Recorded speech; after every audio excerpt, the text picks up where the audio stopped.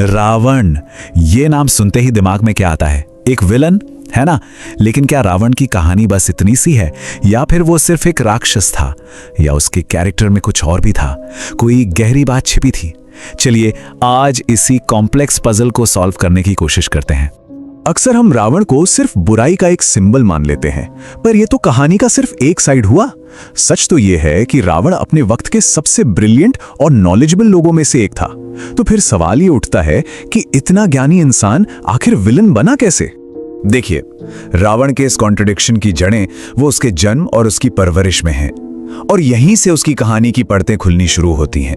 पता चलता है कि कैसे एक महान स्कॉलर एक विलन बन गया। रावण की जो फैमिली बैकग्राउंड थी ना, वो अपने आप में ही बड़ी यूनिक थी।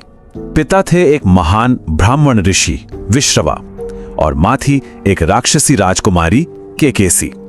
तो हुआ ये कि उसे विरासत में एक ऋषि जैसी जबरदस्त बुद्धि मिली, और साथ ही राक्षसों जैसी बेहिसाब ताकत भी।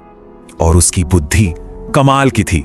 मतलब वो चारों वेदों का ज्ञाता था, और सिर्फ वेद ही नहीं, 6 दर्शनों का भी विद्वान था। इसका मतलब यह हुआ कि उसने एग्जिस्टेंस के लगभग हर पहलू को समझ लिया था। आयुर्वेद, ज्योतिष, पॉलिटिक्स, सब में माहिर। और तो और वो एक ब्रिलियंट म्यूजिशियन भी था।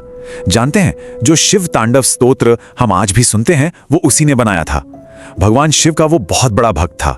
सीधी सी बात है, रावण ज्ञान का चलता फिरता समंदर। अच्छा, अब आते हैं रावण की सबसे फेमस पहचान पर, उसके 10 सिर। ये उसकी इमेज का सबसे मिस्टीरियस पार्ट है ना? चलिए इसको समझने की कोशिश करते हैं। तो सवाल यह है कि क्या रावण के सच में 10 सिर थे? ये एक ऐसा सवाल है जिस पर सदियों से बहस होती आ रही है। क्या ये लिटरली सच था, या इसके पीछे कोई गहरा सिंबॉलिक मतलब छिपा है? जवाब शायद उतना सीधा साधा नहीं है जितना लगता है। इसको लेकर ना 3 मेन थ्योरीज हैं। पहली जो पुराणों में मिलती है वो ये कि उसके सच में 10 सिर और 20 हाथ थे, और जब एक सिर कटता तो दूसरा वापस आ जाता। दूसरी थ्योरी थोड़ी फिलोसॉफिकल है।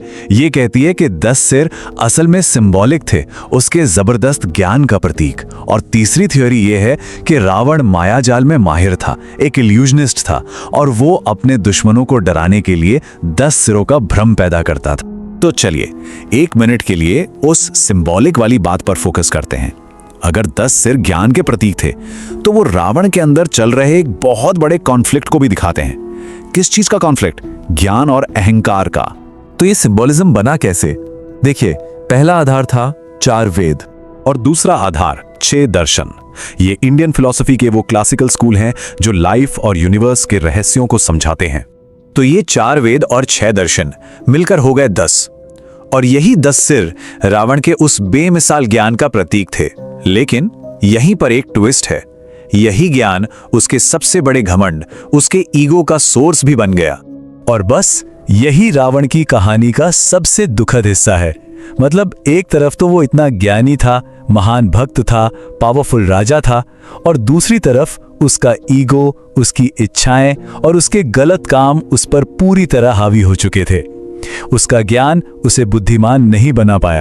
और आखिर में रावण के अंदर की ये जो लड़ाई थी ना, ज्ञान और अहंकार की, यही एक बड़े युद्ध की शक्ल में बाहर आई। ये लड़ाई सिर्फ 2 सेनाओं की नहीं थी, ये असल में धर्म और अधर्म के बीच का फाइनल शोडाउन था। ये युद्ध चला पूरे 10 दिन, और बड़ा अजीब था।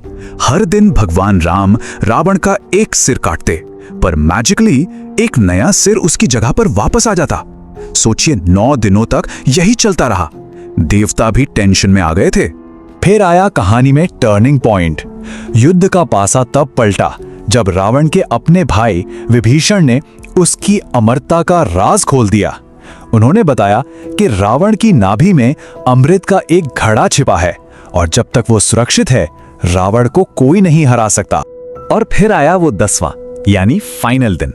विभीषण से ये सीक्रेट पता चलने के बाद राम ने ब्रह्मास्त्र चलाया और निशाना सीधा रावण की नाभि पर लगाया। बस अमृत का सोर्स खत्म होते ही रावण की सारी शक्ति चली गई और उसका अंत हो गया। रावण तो मर गया, पर उसकी कहानी आज भी जिंदा है। तो सवाल यह है कि उसकी कहानी, उसकी लेगेसी हमें सिखाती क्या है? हम हर साल दशहरे पे रावण का पुतला जलाते हैं, राइट? वो सिर्फ एक पुतला जलाना नहीं है, वो एक सिंबल है अपने अंदर के ईगो को खत्म करने का। वो अधर्म पर धर्म की जीत का सेलिब्रेशन है। और ये एक पावरफुल रिमाइंडर है कि अगर ज्ञान के साथ समझदारी ना हो तो वो ज्ञान ही तबाही का कारण बन जाता है। तो इसीलिए रावण को सिर्फ एक विलन की तरह देखना उसकी कहानी के साथ नाइंसाफी होगी।